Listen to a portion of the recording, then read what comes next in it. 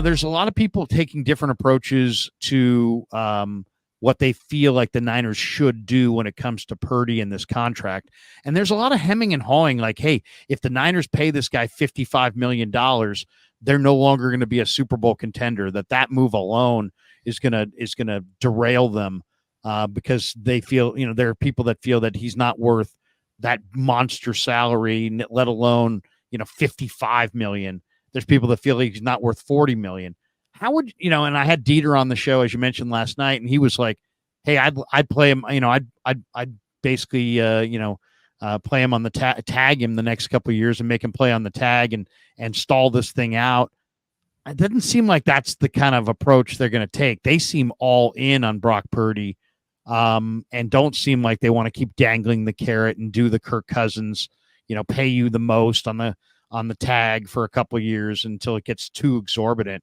What do you think? I mean, how do you think they're going to play their hand with Purdy? Do you think they're going to make him wait and, grind his gears? Or do you think Parag's going to be an incredibly tough negotiator? Or do you think they're going to pay him his going rate, just kind of take a chance that he's the guy? I mean, what's your read on when and how they're going to pay him?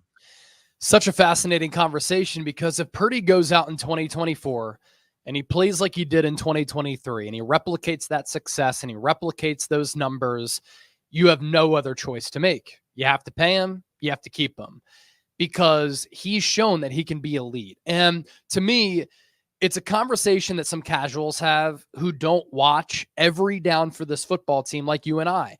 Everybody says, well, Brock Purdy's supporting cast makes him. Kyle Shanahan makes him.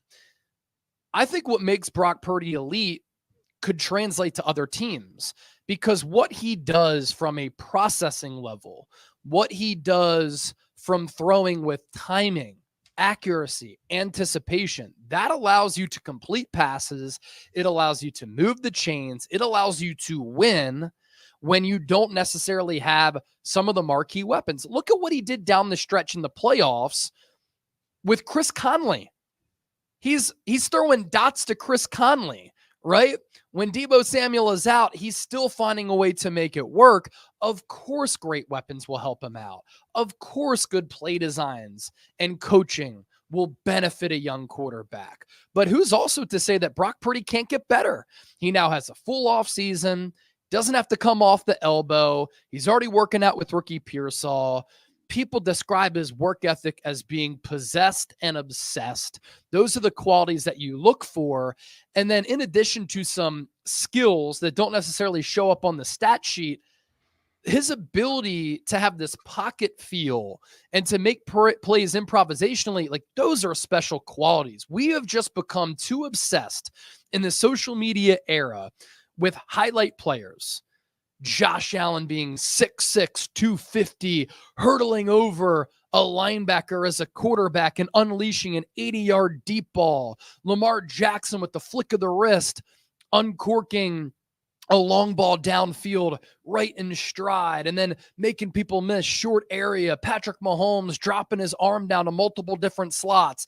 Obviously, those players are really talented, but it's not like Tom Brady did those things. Tom Brady was a very average athlete for NFL standards. He took care of his body. He cared about the game. He had the clutch gene, which Brock Purdy's been able to display so far, and he mastered those intricacies and those nuances to the game of timing, accuracy, anticipation, and coming through in the clutch. So to me, Purdy's done that so far. He's displayed that, and if he does it again, you got to pay him. You also look at the top paid quarterbacks in the NFL right now. Joe Burrow's number 1.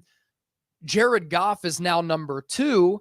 And you could make the argument that Purdy, as a younger player, is better than Jared Goff. You just beat him in an NFC Championship game. But Chase, Brock Purdy has all those weapons. Jared Goff does not. Jared Goff has a really good offensive line. Jared Goff's got better weapons. He has really good weapons. So don't hit me with that. And then you also in that category have Justin Herbert. What's he done in the playoffs with really good offensive weapons? Bad coaching, but really good weapons. He's made it to one playoff game. That's it. And they lost a lead. Jalen Hurts got paid after one really good year. Joe Burrow has always been injured. Lamar Jackson's won 2 MVPs, but he's failed to show up in the playoffs. He's had some choke jobs. Josh Allen, he's consistently come up small in the playoffs. All Purdy has done is win. And I don't know where you are on this, where people say winning is not a quarterback stat. I made the argument that, yeah, Purdy's going to be worth a lot of money. I think Brock Purdy right now is better than Jordan Love. Is he more skilled? No. But again, it's not about being skilled. And of course, Rich Madrid, who has never said anything positive in responding to anything that I've said quarterback wins are not a statistic. But we judge quarterbacks on winning. The greatest quarterbacks are the ones who have won Lombardi trophies. We consider Joe Montana and Tom Brady the 2 best quarterbacks. Why is that?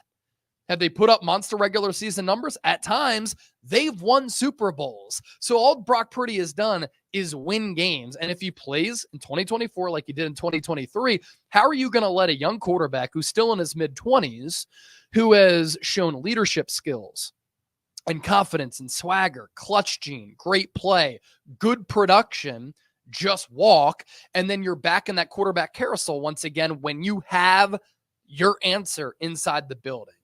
And lastly, before I throw it back to you, look at what the Eagles are doing right now.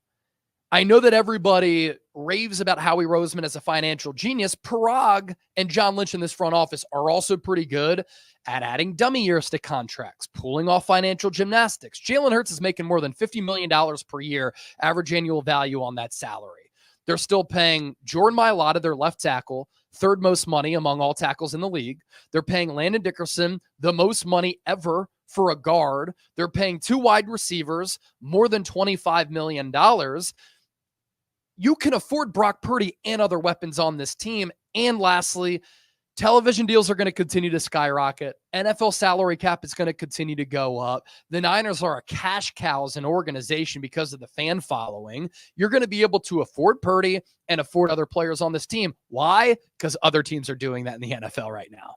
The couple things that you jogged a couple thoughts there. One, Brian Billick used to say when we was on with us regularly on the radio, hey, the hardest thing to evaluate in sports is the quarterback versus what's going on around the quarterback.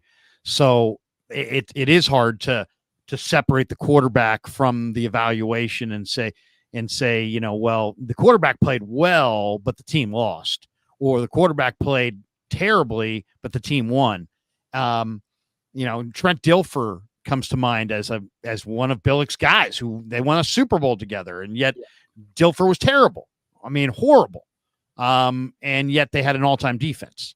So, and they won a lot of games. And now Dilfer's walking around going, "Hey man, I've got a Super Bowl ring." And was he good? No, he was almost maybe the reason they didn't win. But maybe the worst quarterback ever to win a Super Bowl. Yeah, I mean, seriously. And then the other thought that I had is, you're talking about quarterback, Rich Madrid, and he's saying quarterback, wins are not a quarterback stat.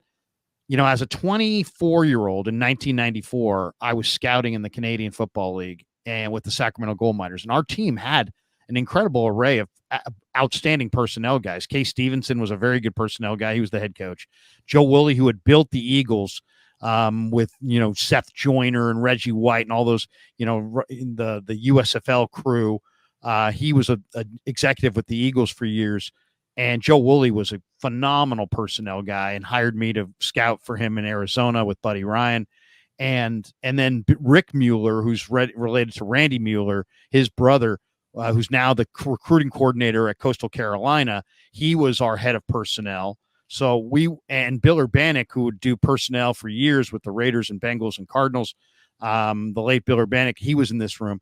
And we would sit in this room, and when we would talk about quarterbacks, they would say the most important stat for the quarterback is wins and losses. And they all agreed.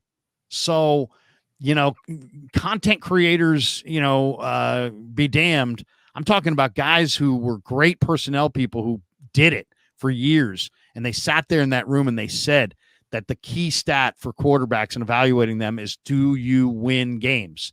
And I know it's a team sport and everything, but they kind of simplified it that way. And I I'll lean towards that great quarterback play. You can't be a great quarterback that doesn't win. Yeah. And there's no such thing as a quarterback that wins all the time that isn't a great quarterback.